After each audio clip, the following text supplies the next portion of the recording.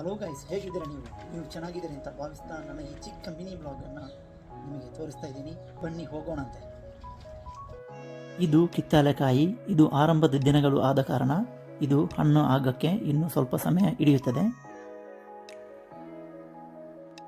ಇಲ್ಲಿಯವರು ತಿನ್ನೋದು ಇದನ್ನು ಕಮ್ಮಿ, ಯಾಕಂದರೆ ಇದು ಮನೆಯ ಶೋಕಿಗಾಗಿ ಇದನ್ನು ಬೆಳೆಸ್ತಾರೆ. ಇದು ಹಣ್ಣು ಆದ್ರಂತೂ ಇದು ನೋಡೋಕ್ಕೆ ತುಂಬ ಅಂದನೆ ಅಂತ ಹೇಳಬಹುದು.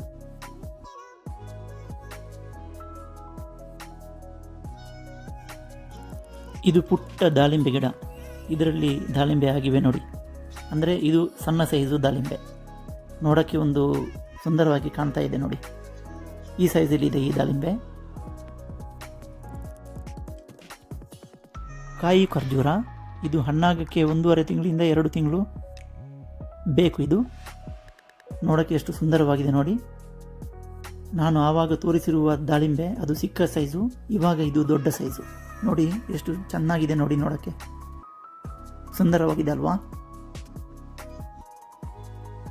ಇದು ನೀಮ್ ಟ್ರೀ ಅಂತ, ಇದಕ್ಕೆ ಕನ್ನಡದಲ್ಲಿ ಬೇವಿನ ಮರ ಅಂತಾರೆ. ಸಾಮಾನ್ಯವಾಗಿ ಎಣ್ಣೆ ತೆಗೆಯಲು ಅಥವಾ ಔಷಧೀಯ ಉದ್ದೇಶಗಳಿಗಾಗಿ ಹೆಚ್ಚಾಗಿ ಇದನ್ನು ಉಪಯೋಗ ಮಾಡ್ತಾರೆ. ಚರ್ಮದ ಸಮಸ್ಯೆಗಳಿಗೆ, ಜೀರ್ಣಕಾರಿ ಸಮಸ್ಯೆಗಳಿಗೆ, ಇತರ ಔಷಧಿಗಳಿಗಾಗಿ ಇದು ಉಪಯುಕ್ತವಾಗಿದೆ. ಇದು ಪೊಮೆಲೊಸು ಹಣ್ಣು ಅಂತೇಳಿ. ಇದರಲ್ಲಿ ವಿಟಮಿನ್ ಸಿ ಸೇವನೆಯಿಂದ ತುಂಬಿರುತ್ತದೆ ಮತ್ತು ರೋಗ ನಿರೋಧಕ ವ್ಯವಸ್ಥೆಯಿಂದ ವರ್ಧಕವಾಗಿದೆ. ಇದರಲ್ಲಿ ತಾಮ್ರ, ಫೈಬರ್ ಮತ್ತು ಪೊಟ್ಯಾಷಿಯಂ ಸೇರಿದಂತೆ ಹಲವಾರು ಇತರ ಜೀವಸತ್ವಗಳು, ಖನಿಜಗಳು ಮತ್ತು ಪೋಷಕಾಂಶಗಳಿಂದ ಕೂಡಿದೆ. ಅವಗಾಡೋ ಅಂತೇಳಿ ಇಲ್ಲಿ ಚೆನ್ನಾಗಿ ಬೆಳೆಯುತ್ತದೆ.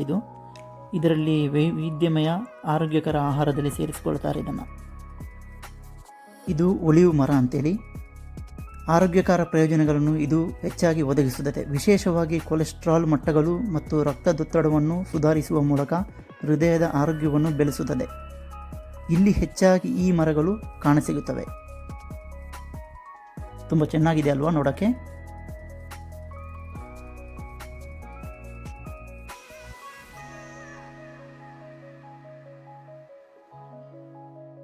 ಇಲ್ಲಿ ಮಾವಿನ ಹಣ್ಣುಗಳು ಸ್ವಲ್ಪ ಕಾಣ್ತಾ ಇದೆ, ಯಾಕಂದರೆ ಈ ಸೀಸನ್ ಮುಕ್ತಾಯವಾಗಿದೆ.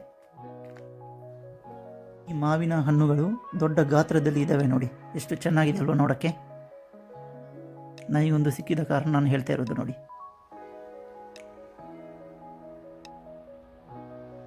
ಓಕೆ ಗಾಯ್ಸ್, ನನ್ನ ಈ ಚಿಕ್ಕ ಬ್ಲಾಗನ್ನು ನೋಡಿದ್ದಕ್ಕಾಗಿ ಧನ್ಯವಾದ ಹೇಳ್ತಾ, ಸಬ್ಸ್ಕ್ರೈಬ್ ಮಾಡಿ, ಶೇರ್ ಮಾಡಿ ಆ್ಯಂಡ್ ಬೆಲ್ ಐಕನನ್ನು ಒತ್ತಕ್ಕೆ ಮರಿಬೇಡಿ. Thank you so much. Bye bye.